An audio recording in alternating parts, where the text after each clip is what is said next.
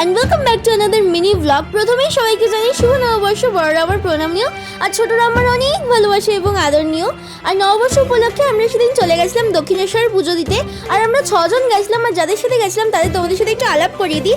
এ দেখো, এটা আমার বনু, আর এটা হলো আমার দিদুন, এটা আমার মা, আর এটা হলো আমার মামা। আর সেজু দিদুন এখনো আসেননি, যেহেতু ওনার বাড়ি থেকে মায়ের মন্দির অনেকটাই সামনে, তাই উনি একটুখানি পরেই চলে আসবে বলেছেন। আর এ দেখো, আমরা এখন মন্দির প্রাঙ্গণে ঢুকে গেছি। তারপরে আমরা বেখেয়ালে জুতোটা পরে এতদূর চলে এসেছিলাম, তাই মামা এসে আবার সবার জুতোগুলোকে নিয়ে রাখতে গেল। আর তোমরা জাস্ট একবার দেখো এখান থেকে যে মায়ের মন্দিরটা কতটা সুন্দর দেখতে লাগছে। আর আমি যেহেতু প্রায় অনেক বছর পর এলাম, তাই আমার আরো বেশি একটা ভালো লাগা কাজ করছিল। আর তারপর আমাদের পুজো দেওয়ার পর আমি বাইরে থেকে আরেকবার মন্দিরটাকে ক্যাপচার করেছি। আসলে মন্দিরে তো ফোন নিয়ে ঢুকতে দেয় না, তাই মন্দিরের ভিতরে কোনো রকমের ফটো বা ভিডিও কিছু করা হয়নি, যেহেতু ফোন অন্য জায়গায় ছিল তাই। আর আমাকে দেখে বুঝতেই পারছো যে কেরম পরিশ্রান্ত অবস্থা, শুধু আমার না সবারই। আসলে এত ঠাঁচাপোড়া রোদ, বিশেষ করে আমার মামা আর মায়ের বেশি কষ্ট হয়েছে। আর আমার মাকে জাস্ট একবার দেখো, কতটা ঘেমেছে, ফ্রন্ট সাইডটা আর ব্যাক সাইডটা শুধুমাত্র দেখো, মনে হচ্ছে না কেউ গায়ের মধ্যে জল ঢেলে দিয়েছে। ভাবতে পারছো যে আমাদের সেদিনকে ঠিক কি অবস্থা হয়েছিল। আমার মামারও কিন্তু সেম অবস্থা হয়েছিল, যেহেতু মামার জামার কালারটা ব্ল্যাক কালার ছিল বলে অতটা বোঝা যায়নি। আর জাস্ট দেখো ট্যান পরে আমাদের কি অবস্থা, বলুন হাত ফাত আমার মুখ ঠুক সব একদম ট্যান পরে একদম অবস্থা খারাপ।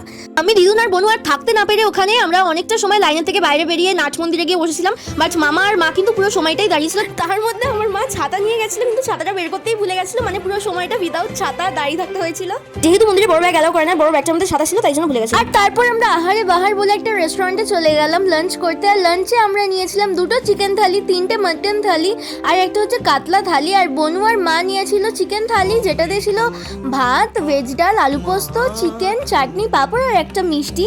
আর এটা হচ্ছে বনুর থালি। আর মায়ের থালিতেও সেম ছিল, যেহেতু মাও চিকেন থালি নিয়েছিল। আর এটা আমার থালি, আর আমি নিয়েছিলাম মাটন থালি, যেখানে ছিল ভাত, ভেজ ডাল, আলু পোস্ত, মাটন, চাটনি, পাঁপড় আর একটা মিষ্টি। দিদুনও মাটন থালি নিয়েছিল, তাই সেম আইটেম ছিল। আর মামাও মাটন থালি নিয়েছিল, আর সেজু দিদুন কাতলা থালি নিয়েছিল, যেখানে সবকিছুই সেম ছিল, শুধু চিকেন আর মাটনের বদলে ছিল কাতলা মাছ।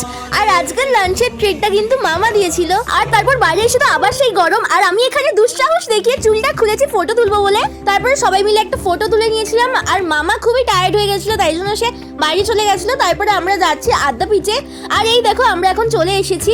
আর তোমাদেরকে দেখাচ্ছিলাম যে জায়গাটা কেমন। আর একটা কথা বলতে ভুলে গেছি, জানো, যখন দক্ষিণেশ্বরে লাইনে ছিলাম তখন আমাদের চোখের সামনে প্রায় 6 থেকে 7 জন অজ্ঞান হয়ে পড়ে গেছে। কজনকে হুইল চেয়ারে করে নিয়ে যেতে হয়েছিল, কি অবস্থা, রোদের দাপটে মানুষের এই অবস্থা হয়ে গেছিল। খুব খারাপ লাগছিল তাদেরকে দেখে। কিন্তু ভগবানের বিশ্বাসের কাছে কিন্তু আমরা সবসময় হার মেনে যাই, তখন আর রোদের দাপট আমাদেরকে কিচ্ছু করতে পারে না। আজকে এটুকুই। কেমন লাগলো আজকের ভিডিওটা জানিয়ে যাও। আবার পরের ভিডিওতে আমি নেক্সট পার্টটা শেয়ার করবো। আজকের ভিডিওটা ভালো লেগে থাকে please like, comment, share, subscribe বা ফলো করে দিও। ততক্ষণ সবাই ভালো থেকো, বাই।